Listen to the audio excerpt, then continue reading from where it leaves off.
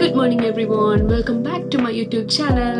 So ഈ വീഡിയോയിൽ നിങ്ങൾ തമ്മിൽ കണ്ടതുപോലെ ഞാൻ ആരാണ്, അല്ലെങ്കിൽ ഞാൻ ഇപ്പോൾ എന്താണ് UK ചെയ്യുന്നത്, അതേപോലെ എന്നെ പറ്റിയുള്ള കാര്യങ്ങളാണ് ഞാൻ ഈ വീഡിയോനകത്ത് ചെയ്യുന്നത് മെയിൻലി കേട്ടോ. കാരണം ഫസ്റ്റ് ഒരു വീഡിയോ ഒരു കനറി വോർഫിൽ പോയിട്ടുള്ള ഒരു വീഡിയോ ആയിരുന്നു. സോ ആ വീഡിയോയിൽ ഞാനിങ്ങനെ നോർമലി ഒരു ഇൻട്രൊഡക്ഷനും കാര്യങ്ങളൊന്നും കൊടുക്കാണ്ട് തന്നെ പറഞ്ഞിരുന്നു. അപ്പോൾ അതിനകത്ത് ചില കമൻസ് വന്നിട്ടുണ്ടായിരുന്നു, ഇൻട്രൊഡ്യൂസ് മൈ സെൽഫ്. സോ അങ്ങനെ ഞാൻ ആരാണ് എന്ന് അറിയാൻ ആഗ്രഹമുള്ളവർക്ക് വേണ്ടിയിട്ടാണ് കേട്ടോ ഈ ഒരു video. So I am introducing myself in this video. അപ്പോൾ തുടങ്ങാം. എൻ്റെ പേര് എല്ലാവർക്കും അറിയുന്ന പോലെ ഹൈറിൻ ഷാജു, അതാണ് എൻ്റെ പേര്. പിന്നെ എൻ്റെ വീട് പുത്തമേലിക്കര, എറണാകുളം ജില്ലയിലാണ്. ഞാനിപ്പോൾ UK ഞാൻ UK സ്റ്റുഡൻ്റ് ആയിട്ട് 2022 വന്നത്. അങ്ങനെ കോഴ്സ് കഴിഞ്ഞു, 2 ഇയർ PSW ആയി. സോ PSW ശരിക്കും ഈ ഒരു ഫെബ്രുവരിയിൽ കഴിയേണ്ടതാണ്. കഴിഞ്ഞ നാട്ടിൽ പോകേണ്ട ആളായിരുന്നു ഞാൻ. പക്ഷേ ഈ ദൈവം അനുഗ്രഹിച്ച് എൻ്റെ വീട്ടുകാരുടെയും എൻ്റെ ബന്ധുക്കളുടെ ഒക്കെ പ്രാർത്ഥന കാരണം കൊണ്ട് ഞാൻ വർക്ക് ചെയ്യുന്ന പ്ലേസിനകത്ത് എനിക്ക് സ്പോൺസർഷിപ്പ് കിട്ടുകയും ചെയ്തു. സോ ആ സ്പോൺസർഷിപ്പിലാണ് ഞാനിപ്പോൾ. ഇനി ഞാൻ വർക്ക് ചെയ്യുന്നത് എവിടെയാന്ന് വെച്ചാൽ കുറെ പേർക്കൊക്കെ അറിയായിരിക്കും, ബട്ട് എന്നാലും ഞാൻ പറയാം. ഞാൻ പഠിച്ചുകൊണ്ടിരുന്ന ടൈമിനകത്ത് ഞാൻ ഫസ്റ്റ് ഞാൻ ചെയ്തിരുന്ന ജോലികളെല്ലാം ഞാൻ പറയാം. ഫസ്റ്റ് ഞാൻ ചെയ്തിരുന്നത് പിസ്സ ഹട്ടിൽ, അവിടെയാണ് ഞാൻ വർക്ക് ചെയ്തത്. അങ്ങനെ അവിടെ വർക്ക് ചെയ്തുകൊണ്ടിരിക്കുന്ന ടൈമിൽ തന്നെയാണ് എനിക്ക് ഒരു കെയർ ഹോം, ഞങ്ങളുടെ അടുത്ത് തന്നെയുള്ള ഒരു കെയർ ഹോമിനകത്ത് എനിക്ക് ജോബ് കിട്ടിയത്. അപ്പം ഞാൻ പിസ്സ ഹട്ടിലെയും അതും രണ്ടുകൂടിയും പോവാൻ നോക്കി. പക്ഷെ അതെനിക്ക് അങ്ങനെ പറ്റാത്തതുകൊണ്ട് ഞാൻ ആ കെയർ ഹോമിൽ കണ്ടിന്യൂ ചെയ്തു. കാരണം എനിക്ക് അന്നേ അറിയായിരുന്നു കെയർ ഹോമിലാണ് ഒരു ഫ്യൂച്ചർ ഉള്ളത്. കാരണം നമ്മൾ നേഴ്സും കാര്യങ്ങളൊന്നും അല്ല. അപ്പോൾ നമുക്ക് ഇവിടെ നിൽക്കണമെങ്കിൽ അല്ലെങ്കിൽ ഇവിടെ വിസ കിട്ടണമെങ്കിൽ അതേ ഒരു ഓപ്ഷൻ ഉള്ളൂ. അപ്പോൾ ഞാൻ കരുതി ഓക്കെ അതിൽ കണ്ടിന്യൂ ചെയ്യാന്ന് പറഞ്ഞിട്ട് കെയർ ഹോമിൽ കണ്ടിന്യൂ ചെയ്തു. അങ്ങനെ കെയർ ഹോമിൽ വർക്ക് ചെയ്ത് 20 hours ഇങ്ങനെ കുഴപ്പമില്ലാണ്ട് പോയിക്കൊണ്ടിരിക്കുന്ന ടൈമിനകത്താണ് ആ കെയർ ഹോം എന്തോ കാരണം കൊണ്ട് അവരത് അടച്ചു. അതായത് അങ്ങനെ ഒരു കെയർ ഹോമിന് ഇല്ല, അങ്ങനെ ഒരു അവസ്ഥയിനകത്ത് എത്തിയത്. അപ്പൊ ആ ജോലി വിട്ടിട്ട് ആ ന്യൂസ് കേട്ട അന്ന് തന്നെ ഞങ്ങൾ വേറെ കെയർ ഹോമിലോട്ട്, ഞാൻ എൻ്റെ ഒരു ഫ്രണ്ടും വേറെ ഒരു കെയർ ഹോമിലോട്ട്, ഇവിടെ ഈ ലോക്കലുള്ള കെയർ ഹോമിനകത്തോട്ട് വിളിച്ച്, അപ്പോൾ അവിടെ ഒരു വേക്കൻസി ഉണ്ടായിരുന്നു. അങ്ങനെ പോയി അവിടെ കെയർ ഹോമിൽ കയറി. ആ കെയർ ഹോമിലാട്ടോ ഞാൻ ഇന്നും വർക്ക് ചെയ്യുന്നത്. അപ്പൊ ആ കെയർ ഹോമിൽ, അതായത് ഈ പുതിയ കെയർ ഹോമിൽ കയറിയ ടൈമിൽ തന്നെ, കാരണം അവേഴ്സ് ഇല്ല, എനിക്ക് ഫുൾ ടൈം വർക്ക് ചെയ്യാം, പക്ഷെ എനിക്ക് 20 hours തരുന്നുള്ളൂ, എനിക്ക് അവേഴ്സ് വേണം. അപ്പൊ അതുകൊണ്ട് തന്നെ ഞാൻ എന്ത് ചെയ്തു, വേറൊരു ജോബിന് അപ്ലൈ ചെയ്തിട്ട് എനിക്കൊരു റെസ്റ്റോ ബാറിൽ എനിക്ക് കിട്ടി. അപ്പോൾ അതും അത്യാവശ്യം കുഴപ്പമില്ലായിരുന്നു. രണ്ട് ജോലിയും ചെയ്യാന്നുള്ള രീതിനകത്ത് കേട്ടോ. നമുക്ക് 40 hours വർക്ക് ചെയ്യാം. അപ്പോൾ അവിടെ 20 ഇവിടെ 20 അങ്ങനെയുള്ള രീതിനകത്ത്. എന്നിട്ട് അപ്പോൾ അവിടെ ഞാൻ വർക്ക് ചെയ്തു. അതും എനിക്ക് ഭയങ്കര ബുദ്ധിമുട്ടായി തുടങ്ങി. എനിക്ക് കെയർ ഹോമിനകത്ത് അവേഴ്സ് കിട്ടുന്ന ടൈമായി കിട്ടിക്കൊണ്ടിരിക്കുക, പക്ഷെ ആ സെയിം ടൈം തന്നെ എനിക്ക് ഇവിടെയും കിട്ടുന്നുണ്ട്. അപ്പോൾ എനിക്ക് രണ്ടുകൂടി മാനേജ് ചെയ്യാൻ പറ്റുന്നില്ല. അപ്പോൾ ഞാൻ ഓക്കെ ഈ റെസ്റ്റോ ബാറിലെ ജോബ് വേണ്ടാന്ന് കരുതിയിട്ട് ഈ കെയർ ഹോമിൽ തന്നെ വർക്ക് ചെയ്തു. അതും ചില ടൈമിനകത്ത് അവേഴ്സ് ഉണ്ടാവും, ചില നേരങ്ങളിൽ അവേഴ്സ് ഉണ്ടാവില്ല. അതും ഇങ്ങനെയായിരുന്നു. അപ്പോൾ ഞാൻ എന്ത് ചെയ്തു, ഒഴിവുള്ള ടൈമിനകത്ത്, എനിക്ക് ഓഫുള്ള ഡേയ്സിനകത്ത് ഞാൻ ബേബി സിറ്റിങ്ങിന് പോയിട്ടോ. അങ്ങനെ ഞാൻ മൊത്തത്തിൽ UK വന്നിട്ട് 5 ജോബ് ചെയ്തു. പക്ഷെ 5 ജോബിനകത്ത് ഞാനിപ്പോൾ നിൽക്കുന്നത് കെയർ ഹോം ഫീൽഡിൽ തന്നെയാണ്. കാരണം അതിലെ ഒരു ഫ്യൂച്ചർ ഉള്ളൂ. UK സംബന്ധിച്ച് കെയർ ഹോം, ഹോസ്പിറ്റാലിറ്റി ഇതിനകത്തൊക്കെ ഒരു ഫ്യൂച്ചർ ഉള്ളൂ. അപ്പൊ ഞാൻ അതിൽ തന്നെയാണ് കണ്ടിന്യൂ ചെയ്യുന്നത്. അങ്ങനെ എൻ്റെ വിസ കഴിയാൻ ഒരു 6 മാസം ഇല്ല, ഒരു 3-4 മാസം ഉള്ളപ്പോഴാണ് അവരെന്നോട് ചോദിച്ചു ഇനി എന്താ പ്ലാൻ എന്ന്, എൻ്റെ കെയർ ഹോം മാനേജേഴ്സ് കേട്ടോ. ഞാൻ പറഞ്ഞു എനിക്ക് ഇനി പ്ലാനൊന്നും ഇല്ല, നിങ്ങൾക്ക് പറ്റുവാണെങ്കിൽ എന്നെ സ്പോൺസർ ചെയ്യുക, അല്ലെങ്കിൽ എനിക്ക് നാട്ടിൽ പോകേണ്ട അവസ്ഥയാണ്. ഞാൻ ഇനി ഇവിടെ എനിക്ക് 1 മുതൽ തുടങ്ങാൻ പറ്റില്ല 6 മാസത്തിനുള്ളിൽ, അല്ലെങ്കിൽ ഒരു 5 മാസത്തിനുള്ളിൽ എനിക്ക് ഇനി ആദ്യം മുതലൊന്നും തുടങ്ങാൻ പറ്റില്ല. അപ്പോൾ ഞാൻ 2 ഇയറായി വർക്ക് ചെയ്യുന്നത്, ഓൾമോസ്റ്റ് 2 ഇയറായി വർക്ക് ചെയ്യുന്നത്. അപ്പോൾ എൻ്റെ വർക്കും കാര്യങ്ങളെല്ലാം നിങ്ങൾക്ക് അറിയാം. അപ്പോൾ നിങ്ങൾക്ക് പറ്റുവാണെങ്കിൽ എന്നെ ഒന്ന് സേവ് ചെയ്യാൻ പറഞ്ഞു. അപ്പോൾ അവരെന്ത് ചെയ്തു, അവർ പറഞ്ഞു ഓക്കെ ഞങ്ങൾ പറയാന്നുള്ള രീതിനകത്ത് പറഞ്ഞിട്ടോ. അങ്ങനെ ഞാൻ പ്രത്യേകിച്ച് ഹോപ്പും കാര്യങ്ങളൊന്നും കൊടുത്തില്ല.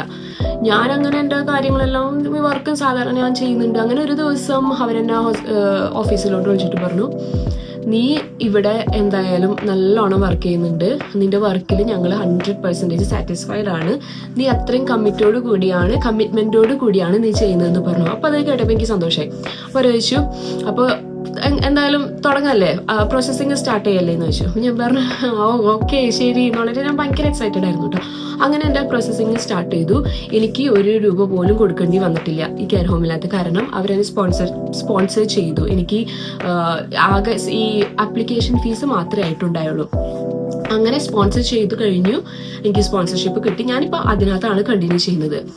പിന്നെന്താ, ഞാൻ UK ഹാറ്റ്ഫീൽഡ് എന്ന് പറയുന്ന സ്ഥലത്താണ് താമസിക്കുന്നത് കേട്ടോ. പിന്നെ ഒരുപാട് പേര് ഇനിയും കുറേ പേര് വരാൻ ആഗ്രഹിക്കുന്നുണ്ടോ എന്ന് എനിക്കറിയില്ല. ഞാൻ വന്ന ടൈമിനകത്ത് അത് കഴിഞ്ഞിട്ടും ഇഷ്ടം പോലെ ആൾക്കാർ UK സ്റ്റുഡൻ്റായിട്ടും കാര്യങ്ങളൊക്കെ ആയിട്ട് വരുന്നുണ്ടായിരുന്നു. ഇപ്പം അത്രയും പേരുണ്ടോയെന്ന് എനിക്ക് ഐഡിയ ഇല്ല അതിനെപ്പറ്റി. അപ്പോൾ ഞാൻ എന്താ പറയുന്നത് വെച്ചാൽ, ഇനിയിപ്പോൾ UK വന്നു കഴിഞ്ഞാൽ ഒരു ഫ്യൂച്ചർ ഉണ്ടോയെന്ന് വെച്ചാൽ എനിക്ക് അത് ഡൗട്ടാണ്.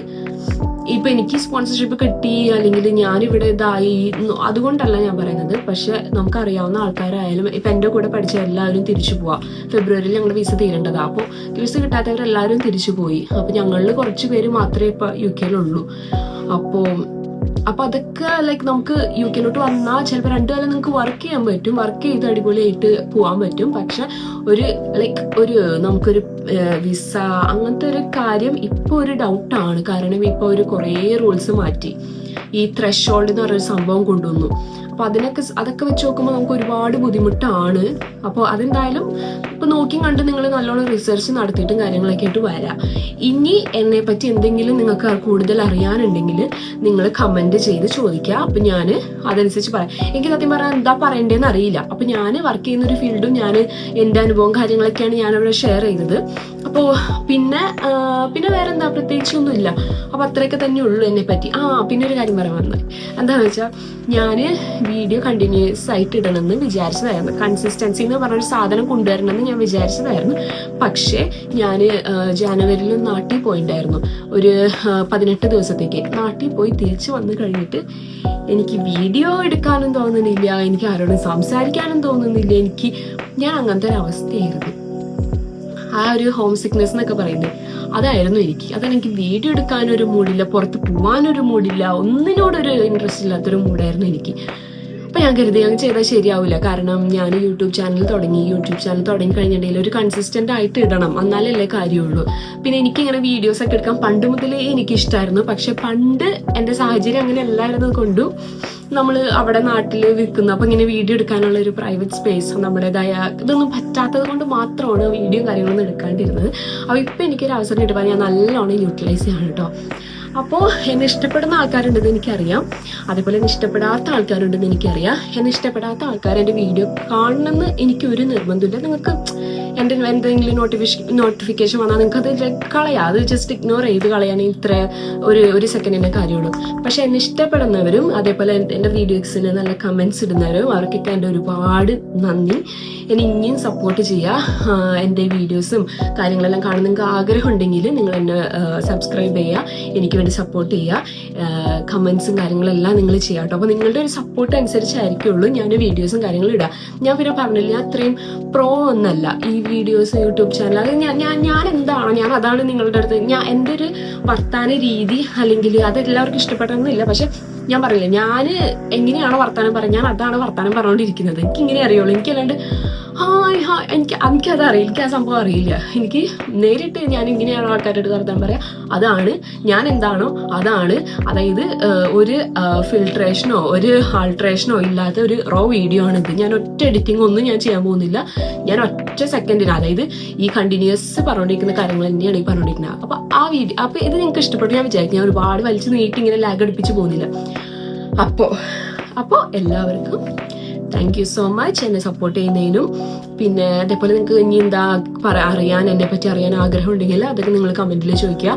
അപ്പോൾ അതിനനുസരിച്ച് ഞാൻ വീഡിയോ ചെയ്യണമെങ്കിൽ അങ്ങനെ വീഡിയോ ചെയ്യാം. പിന്നെ ഞാൻ കൺസിസ്റ്റൻസി ഇതേപോലെ പറഞ്ഞ പോലെ മുടങ്ങാണ്ട് എനിക്ക് പറ്റില്ല അതിന്. പക്ഷെ എന്നാലും ഞാൻ മാക്സിമം വീഡിയോസും കാര്യങ്ങളെല്ലാം ഇടാൻ ട്രൈ ചെയ്യാം. അങ്ങനെ അപ്പോൾ എല്ലാവർക്കും thank you so much. Thank you for watching. So ഈ വീഡിയോ നിങ്ങൾക്ക് ഇഷ്ടപ്പെട്ടു ഞാൻ വിചാരിക്കുന്നു. ഇഷ്ടപ്പെട്ടാൽ സബ്സ്ക്രൈബ് ചെയ്യുക, അതേപോലെ ലൈക്ക്, കമൻറ്റ്, ഷെയർ എന്നെല്ലാവരും പറയണ പോലെ ചെയ്യാം. Okay, thank you so much. Thank you.